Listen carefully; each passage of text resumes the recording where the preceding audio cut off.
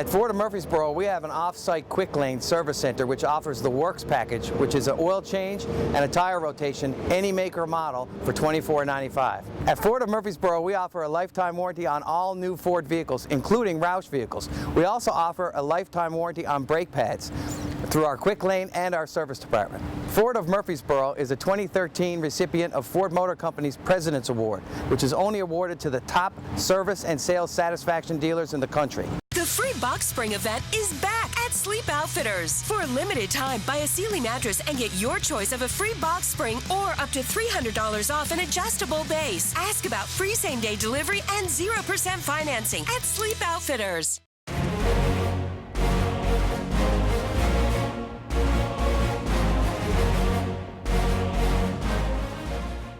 This segment is brought to you by Ford of Murfreesboro. We're joined here with Jim Wyatt, John Glennon, we have Bernard Pollard, and they're going to talk a little bit about the last week's game, season opening win, and spin forward a little bit. So go ahead, guys. Hey Bernard, I'm just going to ask you about the play of the defense right out of the gate. I know, John and I both probably wrote some not so flattering things about the defense in the preseason. I know David Clymer was ripping you guys. Right. And then to go out on Sunday, hold Jamal Charles 19 yards, pretty much shut the Chiefs down. Right. How would you make that change, I guess, in the defense from the preseason to the regular season? Is that something you can do all season, you think? Well, it's definitely something that we can do all season. And like I told you guys in the locker room, that was you guys panicking. Preseason is for us to get the rust off. Preseason is for us to kind of gel together as a defense. And we went out there and playing full speed. And you don't have a 90-man roster, 75-man roster. Now you have all 53 guys. You have everybody in their starting lineups ready to go. And I thought our team, it was a team victory. I thought, overall we played really good football. Bernard, you look at quarterback, Kansas City quarterback Alex Smith, Right. who hardly ever makes mistakes. Like 7 interceptions all last year, Right. and like 500 attempts. How do you guys go out and pick him off 3 times on opening day like that? Well, I think it boils down to us being sound. We were sound in the pass game. J-Mac did a great job on both picks. Him and Bleedy did a great job just in pass coverage, and Cody. I have to take my hat off to them. Our front seven just played ball. We allowed them to play ball. We were technique, sound in the back end. We reacted on the run, but for the most part, our job was, the pass game. I can care less what you did last year. As football players, last year doesn't count anymore. It's about what you're doing now, and that's what this league is about. And we played really good ball, and we came in and ruined their home field opener. And you, as Jessica mentioned, you got a reputation of being a hitter yourself. You Right. were nicknamed Bone Crusher. I think Crush Boy 31 is a Twitter name. You've had some fines Right. over the years. You get called for a horse collar on Right. Sunday, and you didn't want to speak much about it after the game on Sunday. But Coach Wisenhunt said yesterday, he thinks you got the player by the hair. Right. And he also said he thinks maybe reputation precedes you. Maybe the league throws some maybe penalties get thrown your way when Right. they maybe shouldn't. Do you agree with that? Do you think your reputation hurts you on game day? Well, it does, but I'm the type of player where I really don't care. I don't care what they think about me. I don't care what they have to say about me. I'm gonna go out and I'm gonna play football. I definitely had his dreads. That's not my fault. He chose to grow his hair out. So when I go to tackle you, I'm gonna tackle you. However, whatever it takes me to get you down, that's what's gonna happen. And his hair was what I got my left hand on, and I got the rest on his chest and brought him down. Bernard, you guys obviously transitioning defense this year from the 4-3 to Right. the 3-4.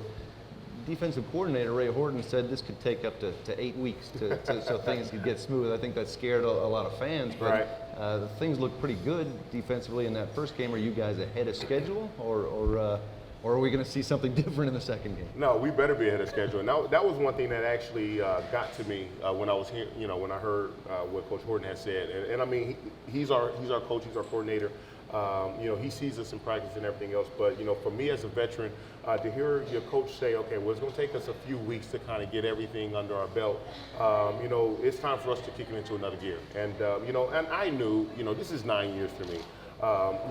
This is a new system. You have a lot of new players in the starting lineup. You have players in different positions. They switch some guys. And we all have to get together. We're not splitting reps like we were in training camp. We're not splitting reps like we were in the preseason. Now we know we're going into this game and we're playing all 4 quarters unless somebody get hurt. And it was time for us to go, and we did. guess if there's one downside from the game, Zach Brown, you lose one of your inside linebackers for the season with an injury. Yeah. Can you talk about how Zach had maybe progressed and just how you guys will keep it going without him in the lineup? I imagine Xavier Gooden's going to step in there for him. Yes, that's one of the things that I talk about with in this game is nobody's exempt from getting hurt, and it's a tough blow for our defense with Zach, because Zach was a guy who was buying in and understood what the coaches wanted from him, and he was just playing football. I think you guys saw the preseason. He played really good ball. He was playing well when until he got hurt, and now this is the name of the game. When your name is called, you got to be ready to go, and Xavier's going to be. He's going to be thrown into the Lions den, but he has 10 other guys that's going to be behind him, talking to him, communicating, letting them know what we got to do, how we got to accomplish our goal, and we got to go. Speaking of the Lions den, let's turn our focus to next week here. I know when I was a kid, I was a big Dallas Cowboys fan, America's team and all this when they were very good. Right. Is there still something special about playing the Dallas Cowboys, America's team, or is it just week 2? It's week 2. They are a hurdle in front of us right now. Our first game was Kansas City, and right now we're looking at Dallas. They're a team who they have a lot of hype, year in and year out, and I'm not demeaning them. I'm not being whatever, but they're coming to LP Field and they have to play the Tennessee Titans. It's not the Tennessee Titans playing the Dallas Cowboys. They're coming into our home. And, it's going to be a really good game. But, like I say, anytime, we're looking to win this game. And Tony Romo's a guy that gets a lot of attention, himself. He throws for a heck of a lot of yardage, a lot of touchdowns. He's also known to give you guys a chance to make some plays on the ball. What have you seen out of him in his career? And do you think Sunday's a day where you guys can keep the interception thing going, 3 of them on Sunday? Well, we definitely want to keep the picks coming. If the quarterback throws it to us, we have to catch him. And I think as far as with Tony is a great player. He's a guy who, he's a great quarterback. He makes some bad decisions or some things just don't, they don't fall his way late in the game. If you see that in the last few years.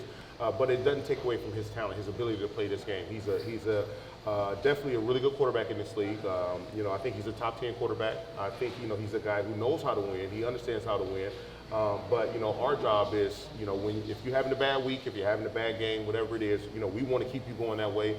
And that starts with our front seven, putting pressure on him and us in the back end, locking that thing down. Ken Wisenhunt was saying last week he very much was impressed by the Arrowhead atmosphere there. He said he'd love to see that kind of same atmosphere at LP.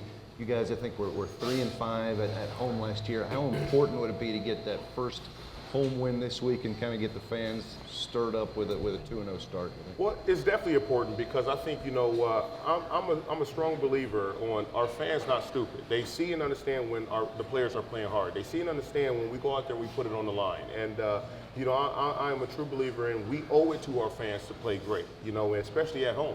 I believe we can go 8-0 at home. That's my mentality for the rest of this year. That's my thoughts, and I'm gonna run with that. And like I said, our team is ready to play ball. We just got to go out there and do it. And I guess the challenge, I mentioned Romo, but you guys catch a break with no Dwayne Bowe Sunday. You can see Des Bryant, you can see Jason Witten. Right. Certainly got playmakers out of the backfield as well.